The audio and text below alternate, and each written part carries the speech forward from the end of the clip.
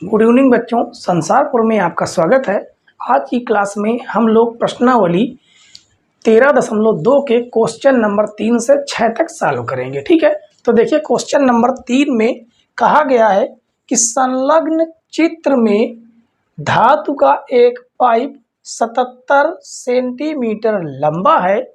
इसके एक अनुप्रस्थ काट का आंतरिक व्यास 4 सेंटीमीटर और बाहरी व्यास 4.4 सेंटीमीटर है। ठीक है, ज्ञात कीजिए। अब इसमें 3 भाग दिए गए हैं, 3 भाग ज्ञात करना है। कौन सा? आंतरिक है। चलिए पहले हम लोग आकृति बना लेते हैं। इसकी आकृति कैसी बनेगी? ठीक है, देखिए यहाँ पर कहा गया धातु का एक पाइप आपको पता है कैसा बनता है, बेलन के आकार का पाइप बनता है। ठीक है, ये बेलन के आकार का हम लोग पाइप बना लेंगे। तो ये देखिए, ये बन गया बेलन के आकार का पाइप। ठीक है, लेकिन इसमें 2 त्रिज्याएं दी गई हैं, एक आंतरिक व्यास है, एक बाहरी व्यास है, यानी 2 व्यास दिए गए हैं। तो इसके लिए हमें अंदर से एक बेलन के रूप का और बनाना होगा। ठीक है, तो अब आपका बेलन बनकर तैयार है। ठीक है, देखिए कहा गया है कि 77 सेंटीमीटर लंबा है, मतलब लंबाई या ऊंचाई एक ही बात है। कितना दिया गया है? 77 सेंटीमीटर ये दिया गया है। उसके बाद कहा गया है आंतरिक व्यास, मतलब अंदर वाला ये बेस, ये इतना व्यास कितना है? 4 सेंटीमीटर। तो ये हो जाएगा 4 सेंटीमीटर। और बाहरी व्यास यानी अंदर से बाहर तक का पूरा ये वाला व्यास दिया गया है 4.4 सेंटीमीटर। ठीक है, कहा गया है ज्ञात कीजिए। पहला नंबर आंतरिक वक्रपृष्ठ। आंतरिक वक्रपृष्ठ मतलब केवल अंदर वाला हमें वक्रपृष्ठ ज्ञात करना है। ठीक है, तो इसके लिए सबसे पहले हम लिखेंगे जो हमें दिया गया है। तो देखिए सबसे पहले दिया गया है कि बेलन की ऊंचाई दिया गया है 77 सेंटीमीटर। आंतरिक व्यास देखिए यहाँ पर छोटा व्यास है 4 है, ये 4 है, यानी छोटा व्यास है। तो हम स्मॉल डी लिखेंगे, कितना है? 4 सेंटीमीटर। तो ये व्यास है, हमें चाहिए त्रिज्या। तो त्रिज्या स्मॉल आर प्राप्त होगी और व्यास का आधा प्राप्त होती है, यानी 2 सेंटीमीटर त्रिज्या आएगी। ठीक है, और क्या दिया गया है? बाहरी व्यास यानी बड़ा व्यास डी दिया गया है। ठीक है, और वो कितना दिया गया है? 4.4 सेंटीमीटर दिया गया है। और हमें क्या चाहिए? आर। तो कैपिटल आर है, वो कैपिटल डी है, तो कैपिटल आर प्राप्त होगा और इसका आधा प्राप्त होगा, यानी कि 2.2 सेंटीमीटर। ठीक है, इतनी बात हमें दी गई है। चलिए हम लोग पहला क्वेश्चन ज्ञात करेंगे। आंतरिक वक्रपृष्ठीय क्षेत्रफल लिखेंगे, पाइप का आंतरिक वक्रपृष्ठीय क्षेत्रफल। ठीक है, पाइप का आंतरिक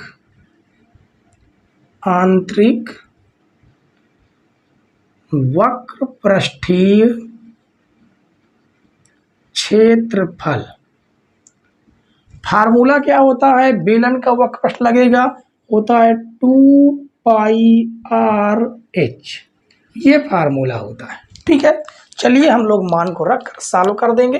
तो देखिए 2 पाई का मान हो जाएगा 22/7। आर का मान कितना दिया गया है? देखिए 2, और h दिया गया है 77। ठीक है, इसे हम लोग काट देंगे, 7 से 11 बार में कटेगा और कितना आ जाएगा? देखिए 22 दूनी 44 दूनी 88, 88 गुणे 11। तो 11 8 88 के 9 हो जाएगा। 11 8 88, 88 में, अच्छा 11 8 88, 88 के 8। ठीक है, 11 8 88 के 8 हासिल 8, 11 8 88, 88 में 8 जोड़ेंगे तो कितना आ जाएगा? 96। तो ये आ गया 968 सेंटीमीटर स्क्वायर। ये आपका पहला आंसर होगा। ठीक है, उसके बाद चलिए दूसरा हम निकालेंगे। तो दूसरा क्या दिया गया है? बाहरी वक्रपृष्ठीय क्षेत्रफल, तो पाइप का बाहरी वक्रपृष्ठीय क्षेत्रफल निकालेंगे। पाइप का बाहरी वक्रपृष्ठीय क्षेत्रफल, इसका भी सेम फार्मूला होगा, बस केवल त्रिज्या बदल जाएगी, वो हो जाएगी कैपिटल आर। ठीक है, चलिए मान को रखेंगे और सॉल्व करेंगे।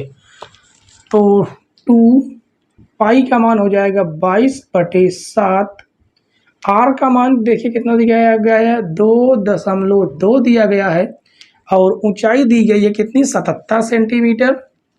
तो 77 से हम काटेंगे तो ये कट जाएगा। ठीक है, और कितना बच गया, 22 दूनी 44, 22 दूनी 44 गुणे 2.2 गुणे 11, और इसे हम लोग सॉल्व करेंगे। आप इसे सॉल्व कर सकते हैं, आराम से सॉल्व कीजिए। सॉल्व करेंगे तो आ जाएगा 1064.8 सेंटीमीटर स्क्वायर।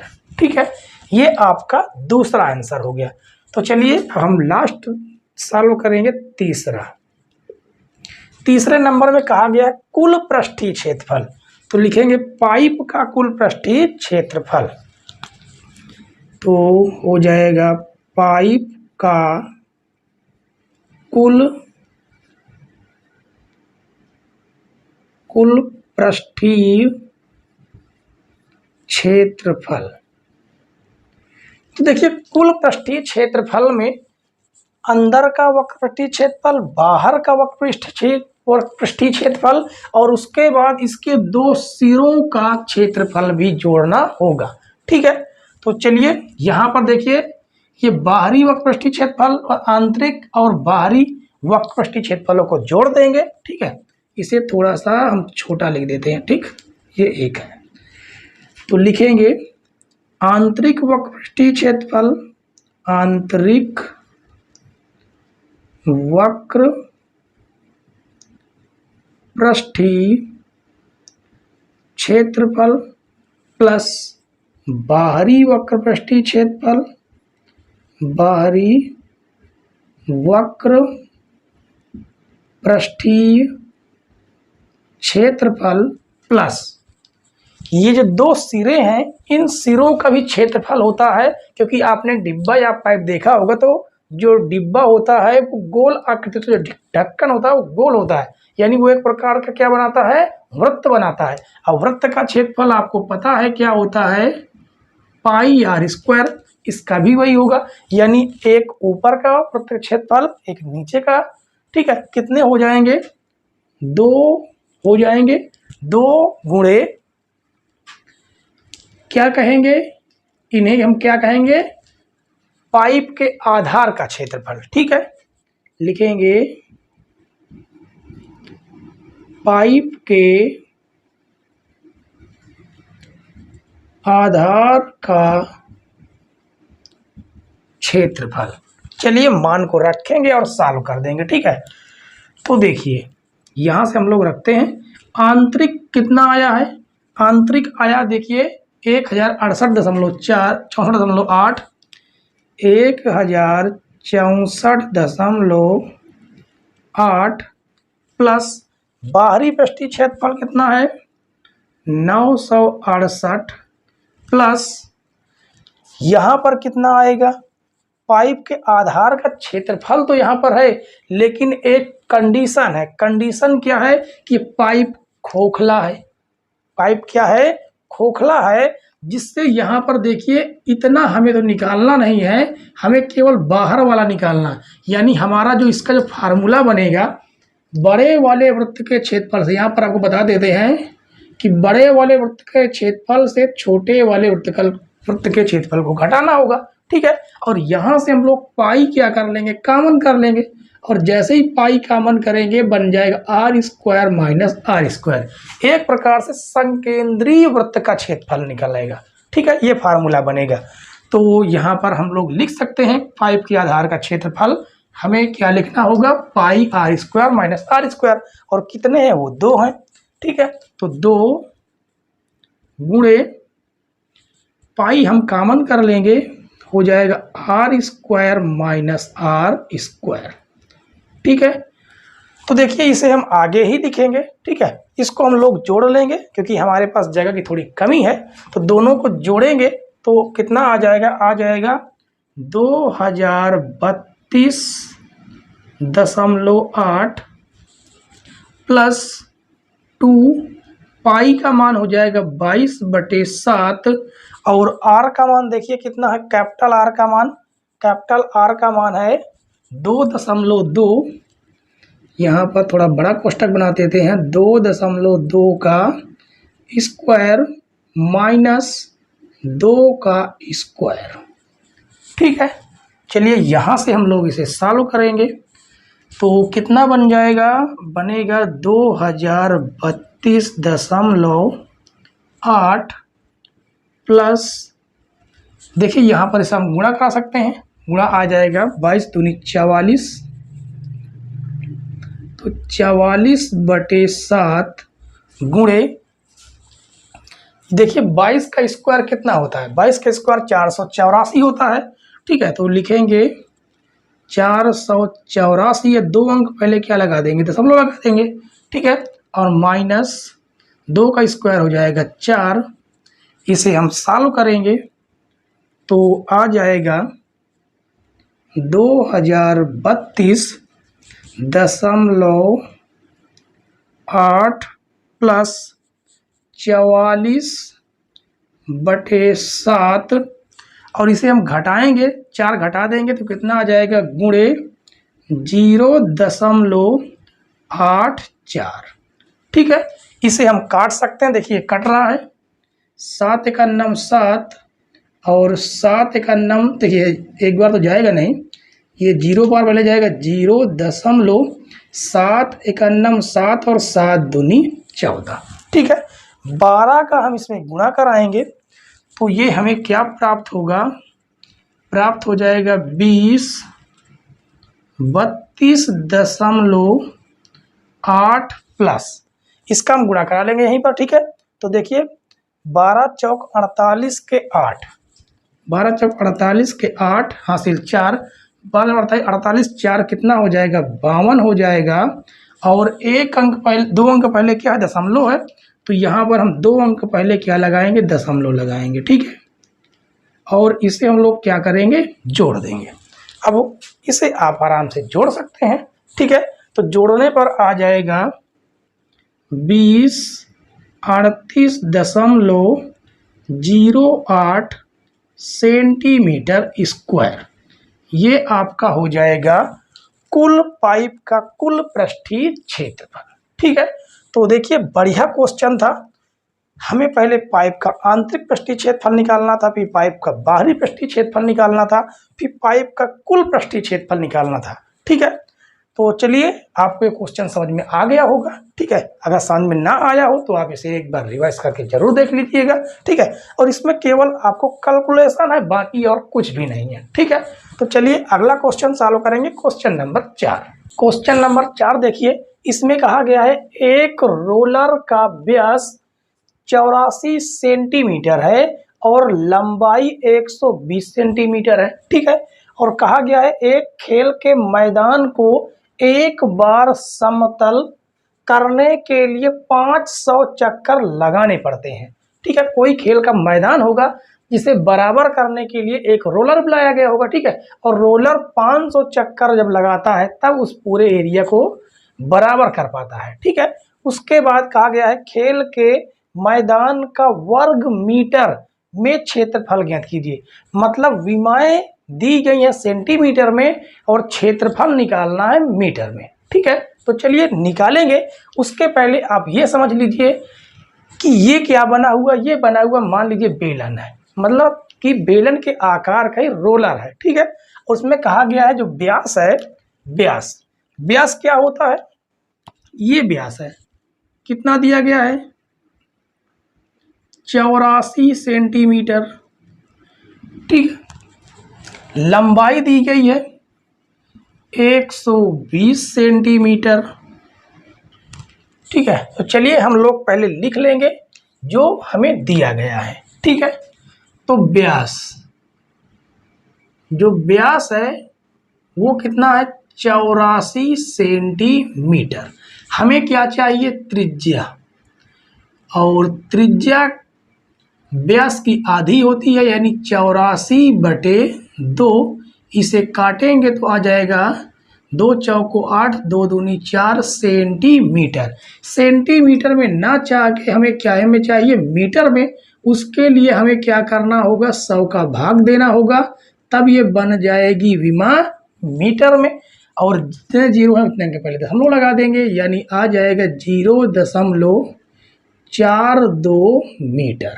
ठीक है, और उसके बाद देखिए लंबाई, लंबाई यानी ऊंचाई।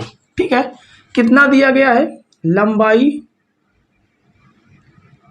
लंबाई को एक प्रकार से यहाँ हम h समझेंगे। ठीक है, क्योंकि बेलन है, अगर उसे लिटा देंगे तो लंबाई हो जाएगी और खड़ा कर देंगे तो ऊंचाई हो जाएगी। ठीक है, और वो दिया गया है 120 सेंटीमीटर। इसको भी हम लोग मीटर में ही कन्वर्ट कर लेंगे, तो ये बन जाएगा मीटर में 0 से 0 कट जाएगा, 1 0 बचेगा, 1 अंक पे दशमलव, यानी कि 1.2 मीटर। ठीक है, अब हमें केवल इतना पता करना है कि ये जो बेलन बना हुआ है ये एक बार में कितना क्षेत्रफल समतल करता है। ठीक है, तो लिखेंगे रोलर द्वारा, रोलर द्वारा एक चक्कर में, एक चक्कर में समतल किया गया क्षेत्रफल। ठीक है, समतल किया गया क्षेत्रफल। क्या फार्मूला होगा, रोलर का वही फार्मूला होगा जो बेलन के वक्रपृष्ठ का होता है। ठीक है, क्योंकि बेलन ही क्या है बेलन जो रोलर है वो बेलन ही एक प्रकार का है, तो उसका फार्मूला क्या होता है 2πr/h। चलिए मान को हम लोग रख देंगे, तो आ जाएगा 2 पाई का मान हो जाएगा 22/7, आर का मान देखिए कितना दिया गया है 0.42 और एच दिया गया है 1.2। इसे हम लोग काटेंगे, 7 × 7, 0 ये भी नहीं जाएगा, और 7 छंग 42, तो कितना आ जाएगा, आएगा 22 दूनी 44 गुणे 12 छंग 72, और कितने अंक पर हम लगाना है 1 2 3, 1 2 3। इसका हम लोग क्या करेंगे गुणा करा देंगे। ठीक है, और जैसे ही इसका हम लोग गुणा कराएंगे ये कितना आ जाएगा, ये आ जाएगा 3.168 मीटर स्क्वायर। ये तो केवल एक बार जो चक्कर लगाया गया उतने का क्षेत्रफल है। तो हम अब निकालेंगे 500 चक्कर, 500 चक्कर में कितना क्षेत्रफल बराबर किया वही उस मैदान का क्षेत्रफल हो जाएगा। ठीक है, तो लिखेंगे रोलर द्वारा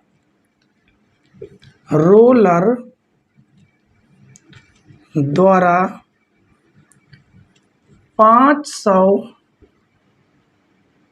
चक्कर में समतल किया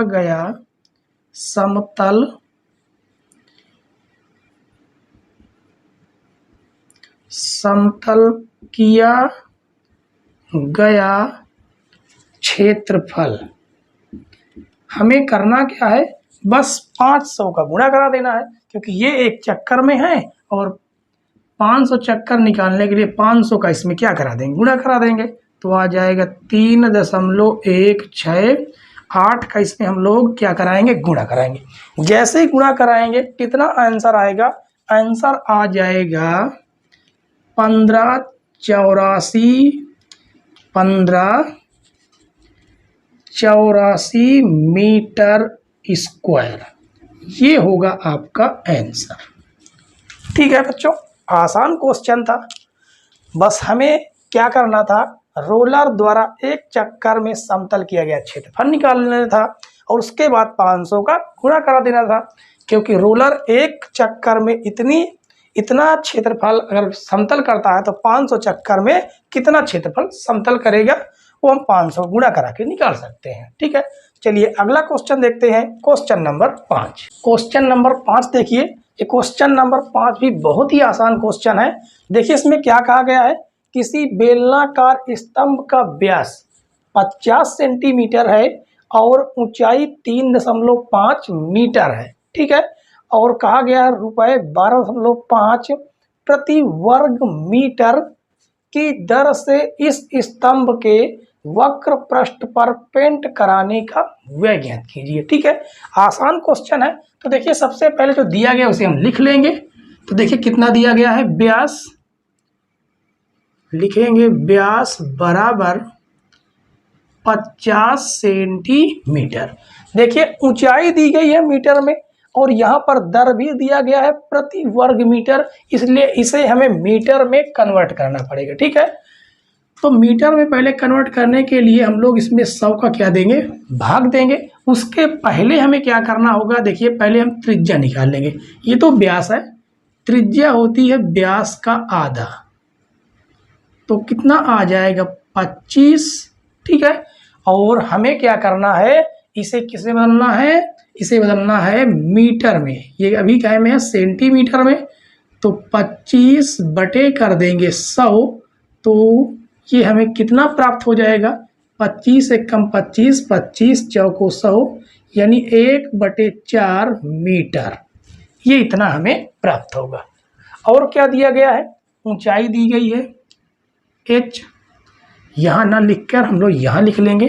ठीक है, ऊंचाई दिया गया है 3.5 मीटर और दर कितनी दी गई है, दर दिया गया है 12.50 प्रति मीटर स्क्वायर, यानी प्रति वर्ग मीटर, एक ही बात है।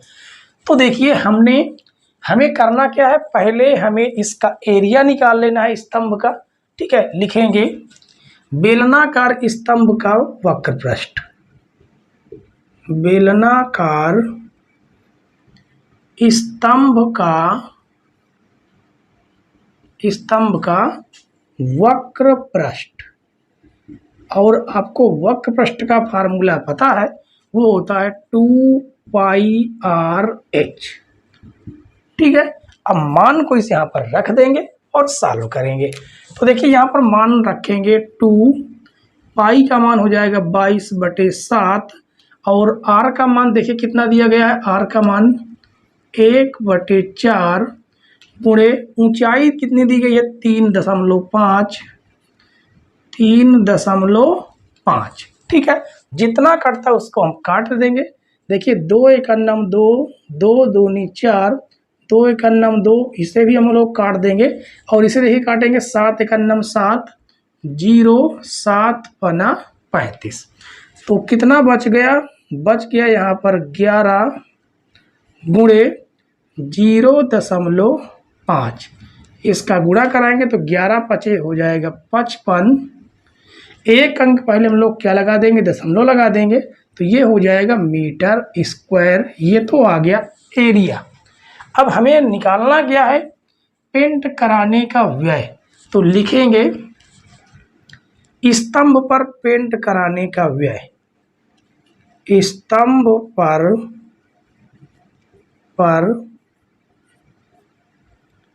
पेंट कराने का व्यय। और आपको पता है व्यय का फार्मूला क्या होता है, क्षेत्रफल गुणे दर। लेकिन यहाँ पर किसका क्षेत्रफल निकला है, बेलन का वक्र पृष्ठ, यानी स्तंभ का वक्र पृष्ठ। तो लिखेंगे स्तंभ का वक्र पृष्ठ गुणे दर। ठीक है, तो स्तंभ का वक्र पृष्ठ कितना आया है 5.5 गुणे दर कितनी आई है, देखिए दर है 12.50। ठीक है, इसका हम लोग अगर गुणा करेंगे तो आप लोग इसका गुणा करा सकते हैं। ठीक है। इसका जैसे ही गुणा कराएंगे ये आएगा 68.75। ये काहे में आएगा, रुपए में। इतना रुपया लगेगा इस स्तंभ को पेंट कराने के लिए। ठीक है, तो चलिए हम लोग आज की क्लास का लास्ट क्वेश्चन देखेंगे, क्वेश्चन नंबर 6। क्वेश्चन नंबर 6 देखिए बच्चों, बहुत ही इजी क्वेश्चन है। इसमें कहा गया है एक लंबवृत्तीय बेलन का वक्र पृष्ठीय क्षेत्रफल 4.6 मीटर स्क्वायर है। ठीक है, यदि बेलन के आधार की त्रिज्या 0.7 मीटर है तो उसकी ऊंचाई ज्ञात कीजिए। बिल्कुल आसान सा क्वेश्चन है। देखिए पहले हम लिख लेंगे, यहाँ पर हमें क्या दिया गया है, हमें त्रिज्या दी गई है 0.7 मीटर। ठीक है, और बेलन का वक्र पृष्ठ क्या दिया गया है, बेलन का वक्र पृष्ठीय क्षेत्रफल दिया गया है 4.4 मीटर स्क्वायर। ठीक है, हम फार्मूला कौन सा लगाएंगे, ये फार्मूला आपके सामने ही लिखा हुआ है कि बेलन का वक्र पृष्ठीय क्षेत्रफल, बेलन का वक्र पृष्ठीय क्षेत्रफल बराबर फार्मूला क्या होता है, 2πr/h, 2πr/h। ठीक है, तो चलिए यहाँ पर हम मानों को रखेंगे। तो देखिए बेलन का वक्र पृष्ठीय क्षेत्रफल दिया गया है 4.4 बराबर 2 पाई का मान हो जाएगा 22/7 गुणे आर का मान देखिए कितना दिया गया है 0.7 गुणे h।